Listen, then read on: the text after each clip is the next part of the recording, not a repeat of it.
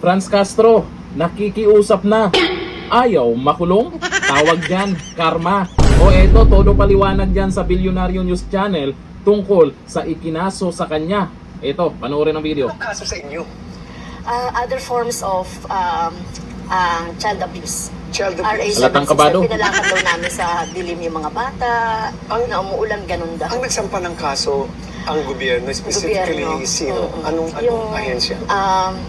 DSWD doon sa lugar. Tsaka yung... DSWD nag-file ng kaso sa inyo? Yes. Doon sa lugar, yun. Ako, Yung... the Wawa. direct question lang, do you think this is a legal problem or a political problem on your part?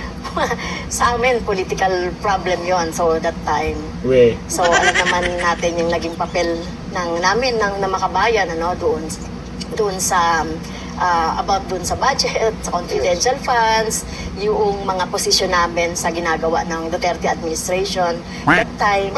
So anong kaso sa inyo? May nasisi na naman. Duterte administration. Ayon dito sa balita ngayon. Ayaw makulong. Franz Castro, nakiusap na baliktarin ang hatol.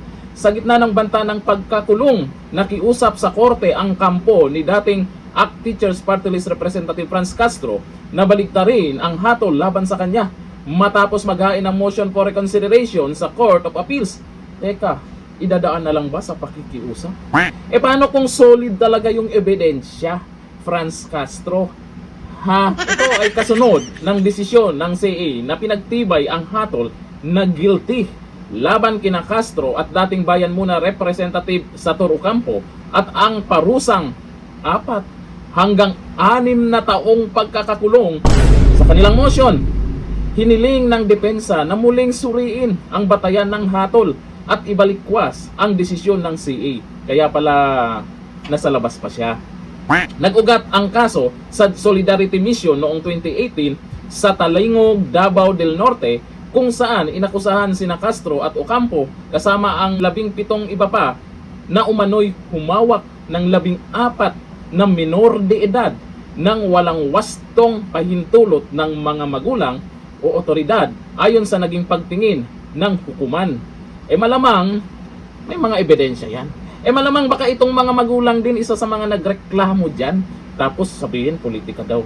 Giit ng depensa, may mga konteksto at ebidensyang dapat muling timbangin ng korte at nararapat umanong baliktarin ang hatol upang maiwasan ang pagkakakulong batay sa kanilang interpretasyon ng batas at pangyayari. Kaya naman pala, andyan pa siya sa labas. Kaya sa mga nagtatanong, bakit itong si Franz Castro ay hindi pa nakulong, nakikiusap pa.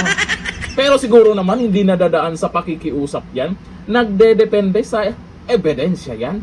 Halata naman sa video na pinanood natin, si Franz Castro ay mukhang kabadong-kabado. Pero sa mga excited yan, mangyayari din yan. Hindi man ngayon, pag isang Duterte ang nasa Malacanang, malamang maghimas-rehas talaga yan. So, ayon dito sa mga nagkomento, dyan po sa pakikiusap ni Franz Castro. Sabi ni Krister John Kabaktulan, bagong Pilipinas, kapag magsasalita ka laban sa katiwalaan, kulong agad. Pero yung mga ganitong kaso, ang hirap ikulong. O, due process sila. Pag mga ganyan, due process sila. O, ayon dito kay Romeo Saavedra, maganda rin yung makatikim ng kulungan para may experience. Abangan po natin yan. Pero mangyayari yan sa mga excited po dyan. Siyempre, sa panahon po ngayon, kampi-kampi muna sila. Kaya nga isa itong dahilan, natakot talaga sila na maging presidente si BP Sara. Magsiksikan talaga sila sa kulungan. Isa na to. At yung mga buhaya, mabubuksan yung nakatagong listahan kung saan andyan yung pangalan ng mastermind. Sa ngayon, hindi natin alam kung talagang may politikong mananagot dyan, lalo sa maanumalyang flood control project at sa iba pang mga questionableng proyekto at yung budget, pera ng taong bayan na pumaldo. Yung mga buhaya, busog na, nagpakabusog pa. At isa ito, si Franz Castro, na kinakabahan talaga. Kaya hindi po tayo magtataka na maraming haharang na maging presidente si BP Sara. Ang pinakamagandang gagawin talaga nila, itong impeachment. Malamang, sa February, meron na namang impeachment complaint yan.